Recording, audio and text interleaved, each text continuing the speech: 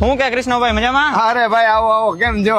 બસ મજા. શું કે તમારે કાઠ? અરે જબરજસ્ત.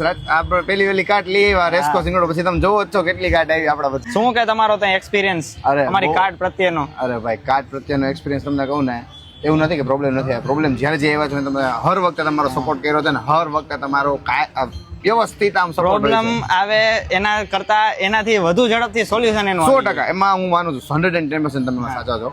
અને અડધી રાતે તમારો ફોન ઉપાડે છે, મને 110% યાદ છે. હા, આ કેબિન થી રિયલી ઘણો બધો મને ફેર પડ્યો. અત્યારે રાજકોટમાં કહું ને તો આ કેબિન ગમે ત્યાં ઊભી હોય છે તો મને ઓળખે છે ખરા કે ચલો ગપ્પેવાળા ભાઈ ઊભા છે. અને પ્લસ એનું લાઇટિંગ પણ એટલું બધું તમે સારું કરી દીધું છે મને કે કઈ ઘટતું જ પણ લાઇટિંગ તો ઠીક, પણ જે લુક છે કે લુક ઉપરથી ખબર પડી જાય કે ભાઈ કૃષ્ણભાઈ ની જ કેબિન છે. 100% લુકમાં તો કઈ કેવું જ નથી પડતું, કેમ કે લુકનો જે તમે જે ડિઝાઇન કરી છે એક નંબર છે. પ્લસ બીજી વસ્તુ કે આપણા જેવી કાર્ટ રાજકોટમાં બીજી કોઈ નથી. અને થેન્ક યુ સો મચ કે તમને આવી સરસ કાર્ટ બનાવી દીધી. હું મારું બીબીએનું 3rd સેમ ચાલુ હતું અને મેં ચાલુ કર્યો હતો પાણીપુરીનો બિઝનેસ. પછી મને વિચાર આવ્યો કે આપણે પોતાની કંઈક બ્રાન્ડ હોવી જોઈએ, એટલે નામ રાખ્યું આપણે ગપ્પે વિથ ગોલગપ્પે. ને પ્લસ તમારી કેબિન આપણે લઈને રિયલી મને ઘણી બધી લકી સાબિત થઈ છે અમારી કેબિન.